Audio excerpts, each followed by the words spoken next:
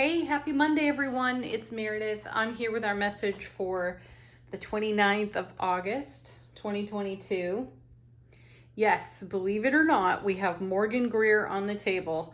As some of you know, this deck and I have an interesting relationship. So I've been carrying it around with me for a few days. It's been in my back pocket, it's been in my bag. It's been with me almost everywhere I go because I want a better relationship with the cards. With the deck. And this is the message I got. Morgan Greer wants a structured reading. So I've created a bit of a different reading based on very loosely a Celtic cross. So here we go. Surprises and delights for us today in the reading. As you know, the sun's in Virgo, the moon might still be in Virgo, could be moving into Libra. I haven't looked at the moon diary. You know, we just had a new moon on Saturday in Virgo. So I didn't check out the astrology for the day before getting started.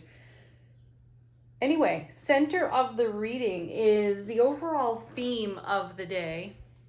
And I felt that this position of the reading is so connected to the Wheel of Fortune and the star.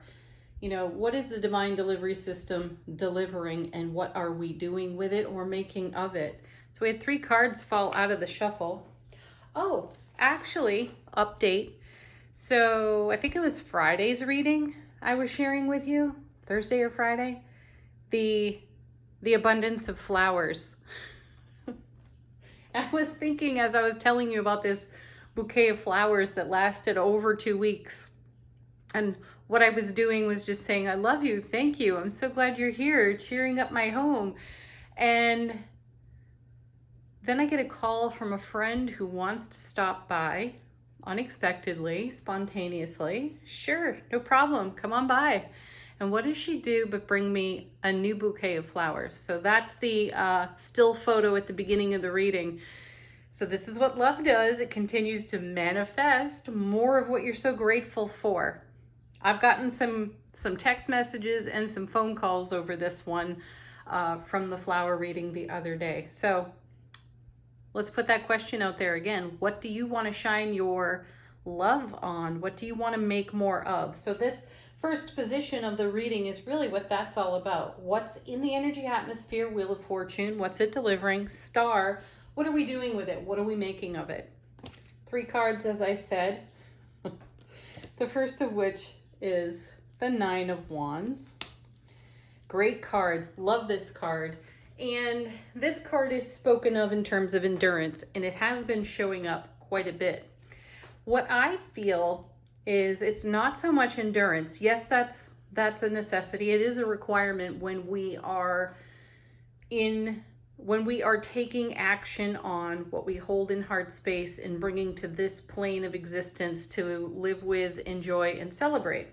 And I feel that the 9 of Wands is all about cultivating that. And I feel its message, like so many of the 9s, is you're closer than you think. And there's usually some sort of surprise attached to how the 9 will fulfill on the 10. Let's see what's next. Yeah, here we go. Here's the 7 of Coins and Justice. Ooh, nice. So with the Wheel of Fortune and the Star supporting these first 3 cards in the reading, on the 7 of Coins, you have a lot of harvest on the vine. And there is some excited anticipation for that harvest to pick what's on the vine. 7s, as you know, are about bringing heaven to earth. And I feel in connection with the 9 of Wands, the 7 is about don't give up on what you have been cultivating. You may have been long in a process or an experience or long in the taking of action, let's say. And justice comes in, swoops in with harmony, fairness, balance, but also the opportunity to ask yourself some questions while you're at a critical point of being really close to fulfilling something. Is it still valid? Do you need to augment your energetic investment? Do you need to switch it up, change it up, bring a different more expanded energy to what you are manifesting. These 3 cards are asking you to reevaluate. Do remember that we have 5 planets and 1 asteroid in retrograde, and we are in the just the early stages of the shadow of Mercury going retrograde, which I think happens on the 9th of September. So lots of opportunity for us to review, reevaluate, and augment, make choices about what we are cultivating. So while we've got this excited anticipation about heaven on earth and the 7, and we have all the experience of the journey thus far, we're being offered this rest relaxation point of harmony, balance, fairness to evaluate what we're holding in heart space. Is it valid? Okay. Next. I'm forgetting. Oh, okay. I'm forgetting how I rearranged this reading. The third position in the reading, this is 1 and 2, they come together. One crosses the other, but I didn't want to cross energy here. It was all about what is supporting us in the now. And then in the third position of the so-called Celtic cross here on my table, what is becoming brilliantly clear? So how is the sun supporting us in the energy atmosphere today? We have the Ace of Swords. I love this. So we have the Ace of Swords in the hands of justice, brilliant clarity, everlasting strength, and then we have it again up here as a divine and cosmic gift. So what is becoming brilliantly clear in the light of the sun for us is how the universe supports us. So the Ace of Swords is an absolute upgrade when it comes to shifting frequency, making changes to or augmentations to what it is we are bringing into this plane of existence for manifestation. Love this card. The universe is supporting us in that. So really do a great check-in with yourself. If you've kind of been resting on your laurels in the manifestation department, now is the moment to take a look at that. Are you in true harmony, fairness, and balance with yourself? Has something changed? And have you just not necessarily noticed until you did a check-in? That's what these cards are about. Next position is all about the foundation and our broadcast. So I put the Magician here because, again, we're talking about as above, so below, what we're bringing to earth, what we're doing with it. Who better than the Magician to support us there? Oh, wow. Talk about confirmation in the reading. There's Judgment, and there's the 5 of Swords. Yes. So Judgment is all about a calling. It's also about resurrection. It's also bringing, it's about bringing energies that have been beneficial to us into the now. It also highlights what has not necessarily been favorable for us. So what energies do you want to resurrect that are supportive to your foundation and ultimately what you're broadcasting? What I'm getting off that 5 of Swords is that there may be some ego chatter, vulture thought instability, because the Suit of Swords is about thoughts, words, how we speak over our life. And in a 5, there's instability. There's change in a 5 as well, and the offer of stability. So there's something within the foundation we're being asked to bring our attention to. Again, it's a check-in. How are you investing in what you hold in heart space? And are you telling yourself a story right now that destabilizes your foundation when it comes to the magic that you make in terms of bringing heaven to earth? Are you at the point of your own sword with vulture thoughts and vulture thought experiences? Meaning, are you resurrecting a story? Are you telling yourself a story of how, let's say you've invested in something in the past and you felt that it turned out in a less than favorable outcome, right? And you've hung on in the ego story and said, oh, well, I gave it my best shot, didn't turn out.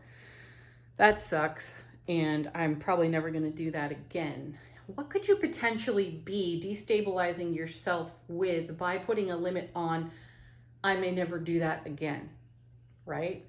Are you protecting yourself And is that self-protection creating an instability? And is it creating a limitation in your foundation?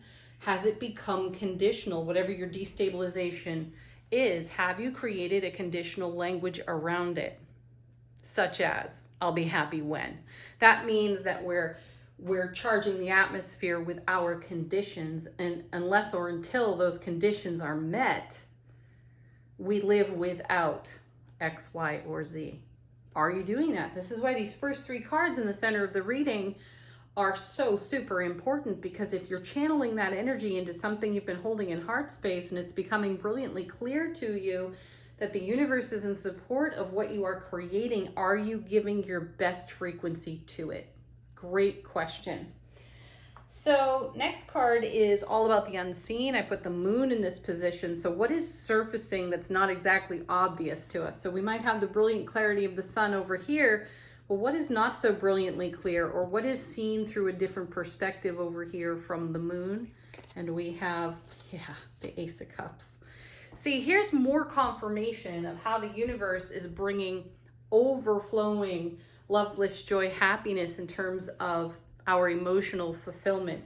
And there's a blessing there that we don't necessarily see coming, which is, it's so beautiful because we live in that surprise and delight for all the energy that we do invest and that is favorable and is celebratory for us. And this is all about how the universe is in concert with us. It's a divine and cosmic gift of love, bliss, joy, happiness on overflow. And it may not necessarily be obvious because there's something destabilizing the foundation over here that requires a little bit of an energetic upgrade and a review, because we are in a very intense manifestation season and the atmosphere is so supportive of that, right? So let's get our shit together, people. Let's unconditionally love and accept that there are some frequencies that might be contributing to what feels like a delay in terms of manifestation. And that delay may be that you've got conditions, limitations, and outdated language around your manifestation. So check that out. So the last position here is our greatest potential within the energy atmosphere. And here I put the world, because this is all the reward of what you invest. Living in fulfillment. Our first card here is the 8 of Cups. This is great. This is another great confirmation card. You know, this 8 added to the 9 makes, added to the Ace makes the 9 of Cups. So this is dreams coming true, wishes fulfilled, and we're moving into that. The next card, oh, this is also connected very much to our previous eclipse season. So some of the things that we were dreaming through heart space are coming to fulfillment now, and we're being offered this great window of opportunity to check in with ourselves and bring forward the energies required to lift limitations in our frequency. So coming with this 8 of Cups now is the Devil. Perfect card to demonstrate yet again how important it is for us to stay current with our own dreams, goals, achievements, intentions, right? The Devil is here to say, where are you sabotaging yourself? Where are you unstable? Well, Judgment and the 5 of Swords have shown us where we are unstable, and the message they bring gives us the tool and the direction to change this up for ourselves. Last but not least here is the Hanged Man. Pause for enlightenment. Exactly. That's what the whole reading is about for us. Take the offered pause in the flow of dynamic energy today while the divine delivery system is in fact delivering, and bless ourselves with whatever potential stability and upgrade we require. All right, let's do angel answers. Let these cards confirm something for you, answer a question for you. Oh, I love when they do that. Ask for help from others. This is a collaboration communication card. You know, I do feel that too on the Ace of Swords up here. I feel like a lot of conversation is happening, about to happen, I feel that we are exceptionally verbose right now. We just want to talk about everything and celebrate everything. And in that, the excitement is we might actually hear ourselves limit something. And in happiness, joy, delight over here off the Ace of Cups, we'll catch it and say, whoa, I didn't know I was speaking over this like that in my life. I can change that. That's what this position is all about with Judgment and Five of Swords. Next. So yeah, collaborate. Chat with your besties. Next.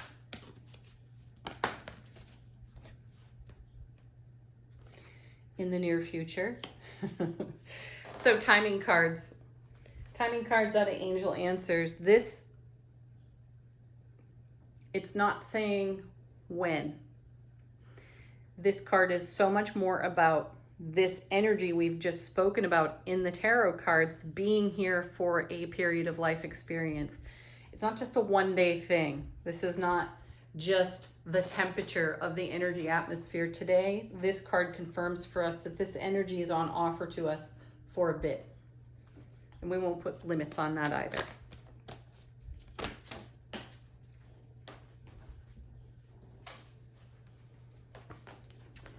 And then we have no. So if you asked yes, no, there's a no. And I also feel as I look at this card today,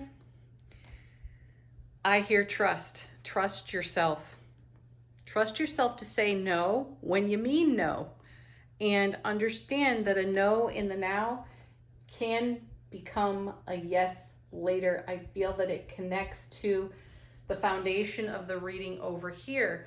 Where is there instability? Where do you require a no with your self-dialogue, how you're speaking over your life, your world in these moments? What is destabilizing you because you've perhaps said yes one too many times and taken energy away from what you wanted to invest in? Where can you say no to your own vulture thoughts? Where can you say no to the limitations that you've placed on yourself? And perhaps it's asking for help and or collaborating with others that will make that answer brilliantly clear so you can upgrade it. I love this. Okay, next.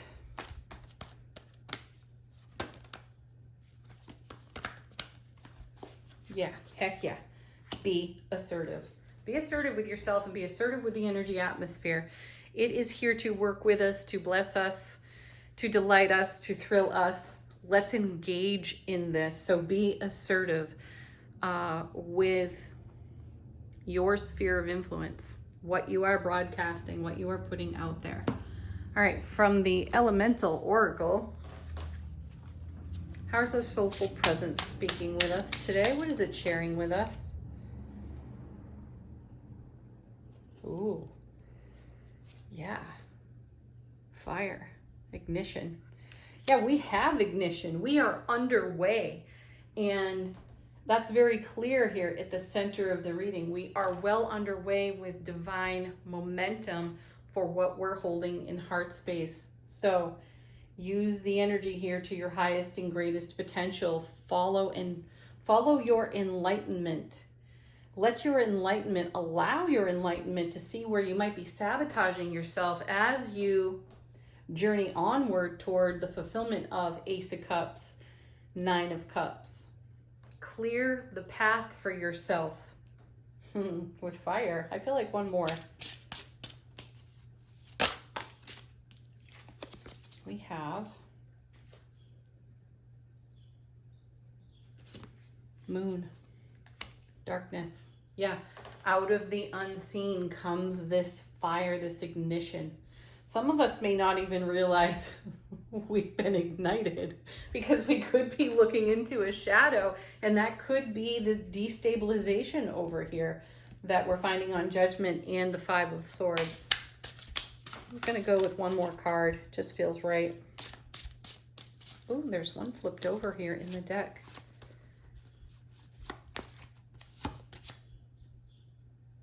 Oh, how fascinating. It's the sun, light. So we have light and dark. Beautiful confirmation there with, if you relate this one to tarot, the happiest card in tarot. Then we have the moon, borrowed light of the sun. We have the Hanged Man with enlightenment. We have the Ace of Cups over here with pure, raw, loving bliss flowing in.